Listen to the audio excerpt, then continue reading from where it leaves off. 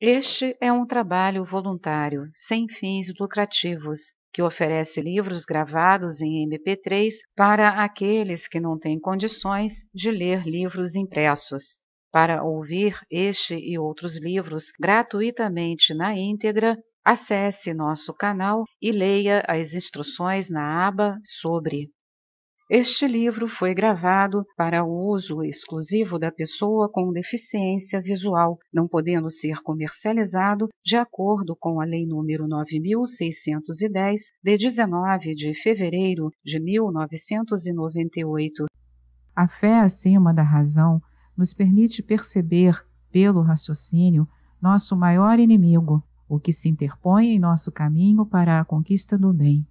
Podemos sentir e perceber o mal apenas no grau em que acreditarmos no prazer espiritual acima da razão. Objetivamente, não há nada além do Criador, mas essa compreensão ocorre no mais alto nível da percepção cabalística. Porém, até então, também percebemos nós mesmos neste mundo. No processo de conquistar tal percepção, chegamos a entender o que é 1. O Criador, 2. A primeira criação, 3. As criações e 4. O prazer que o Criador deseja conceder às suas criações. A progressão completa, naturalmente, vai se desenvolvendo de acordo com a cadeia de causa e efeito, e não de acordo com o tempo. O Criador existe. O Criador deseja fazer surgir uma criação para satisfazê-la. Ele gera o desejo de se encantar justamente com esse prazer que deseja prover, tanto em quantidade quanto em aparência. O primeiro ser criado chama-se Malhut. A primeira percepção da luz do Criador pelo ser criado é conhecida como o mundo sem fim. Usa-se o termo sem fim porque nesse estado Malhut recebeu luz do Criador sem que a sua quantidade fosse limitada. O ser criado obteve muito prazer como produto da recepção dessa luz. Porém, enquanto recebia o prazer, também sentiu o próprio Criador, seu desejo de outorgar. Como Malhut desejava se parecer com ele, rejeitou receber a luz e ela então se foi. Essa ação de Malhut chama-se restrição, a restrição da recepção da luz. O Criador não tem nenhuma carência, portanto, Malhut pode dar-lhe da mesma forma que ele dá a Malhut. Como Malhut pode dar ao Criador? Pode ao fazer sua vontade, que é outorgar o bem aos seres criados e do Criador receber, agradando-o. Da parte do ser criado, isso é considerado dar. Malhut somente pode mudar a forma na qual recebe. Essa mudança pode acontecer ao acrescentar ao ato de receber a intenção de satisfazer o Criador. A primeira etapa requerida para alcançar essa nova forma é a restrição, tendo-se retirado a luz. Depois, Malhut, essa parte restrita do Criador, divide-se em muitas partes ou almas, cada uma das quais com o propósito de corrigir separadamente seu egoísmo. Essas pequenas porções de Malhut desprovidas da luz do Criador colocam-se então na condição e situação que chamamos nosso mundo. Depois disso, pouco a pouco, essas porções abandonam o desejo de receber para si mesmas e adquirem, enquanto ainda estão em, abre aspas, nosso mundo, fecha aspas, o desejo de conferir. A força que ajuda a alma a sair das inclinações egoístas é conhecida como a força salvadora, o Messias. Os níveis da correção espiritual gradual são chamados mundos espirituais e os níveis internos são conhecidos como Sefirot. O objetivo da correção é o regresso ao estado original, antes da restrição, no qual o prazer é recebido não para benefício próprio, mas pelo bem do Criador. Tal condição é conhecida como o fim da correção. Todos os pensamentos e todas as perguntas que nos surgem sobre a meta da criação e os nossos próprios esforços, tais como: isto é necessário? De qualquer maneira, o Criador agirá de acordo com seu próprio plano e seus desejos. Então, por que ele requer algo de nós? Etc, etc. Esses pensamentos e perguntas surgem porque são enviados diretamente pelo Criador. E assim nos ocorre mais uma pergunta: para quê? Se todas as perguntas que nos surgem com relação à criação nos fortalecessem em nosso caminho rumo ao plano espiritual, então o significado de tais perguntas seria claro. Porém, para os recém-embarcados nessa viagem, há constantes pensamentos sobre a dificuldade, a desesperança e as desvantagens desse caminho. Não existe outra força e outro desejo além dos do Criador, e tudo é criado por ele para ganhar a compreensão sobre o propósito da criação, incluindo, evidentemente, as perguntas ditas prejudiciais, os pensamentos e as forças que entorpecem nosso progresso em sua direção.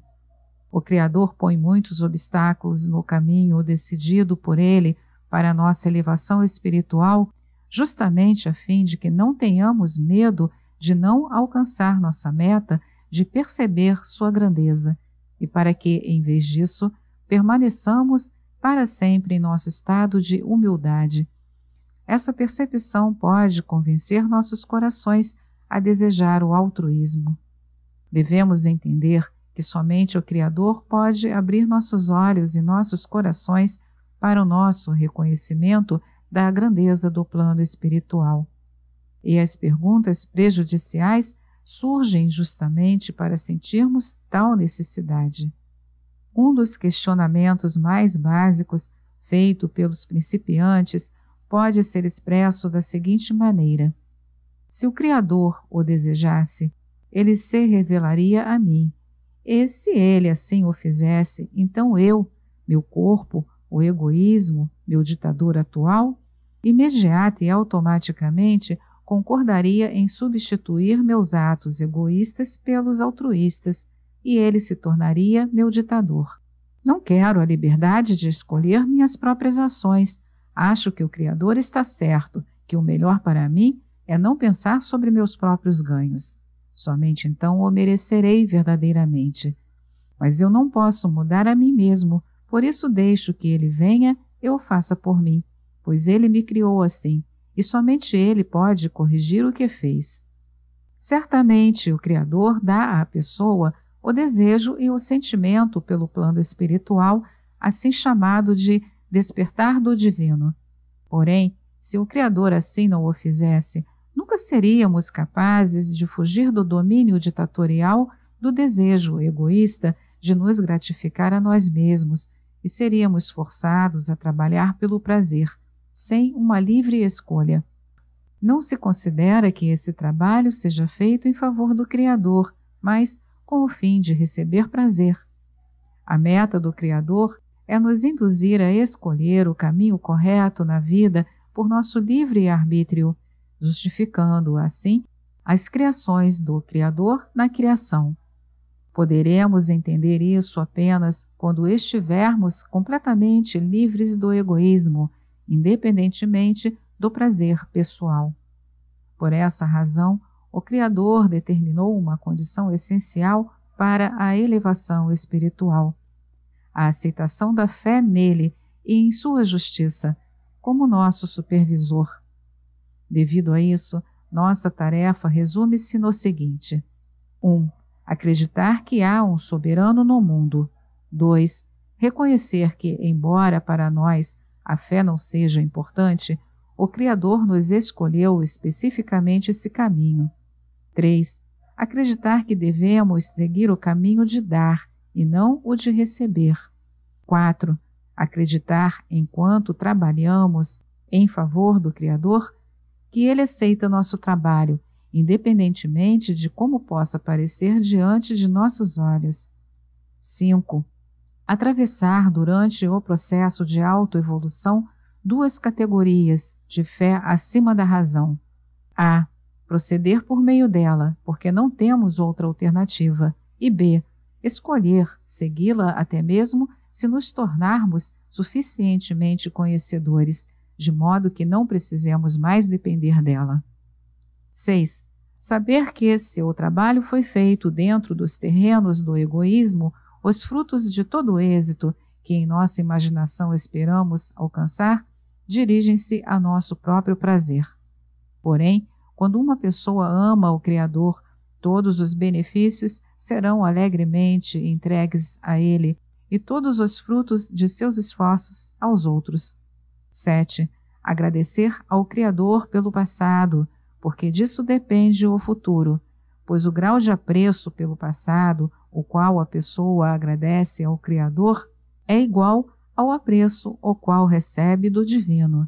É quando somos capazes de preservar e conservar a ajuda divina recebida. 8. Realizar o trabalho primário, que é, principalmente, avançar ao longo da linha direita, com uma sensação de plenitude. O indivíduo é feliz até mesmo com uma pequena conexão com a espiritualidade. É feliz por ter merecido receber o desejo e as habilidades de realizar até mesmo o mais leve ato no reino espiritual perante o Criador. 9. Avançar também na linha esquerda. Não obstante, 30 minutos por dia são suficientes para refletir o quanto a pessoa prefere o amor do Criador acima do amor próprio. No mesmo grau em que ela reconhecer qualquer carência, deverá orar ao Criador sobre esses sentimentos, de tal forma que ele a aproxime mais do verdadeiro caminho que combina as duas linhas. Esta é mais uma edição do canal Livros Falados Voz Humana. Que o bem, o bom e o belo se multipliquem em benefício das criaturas.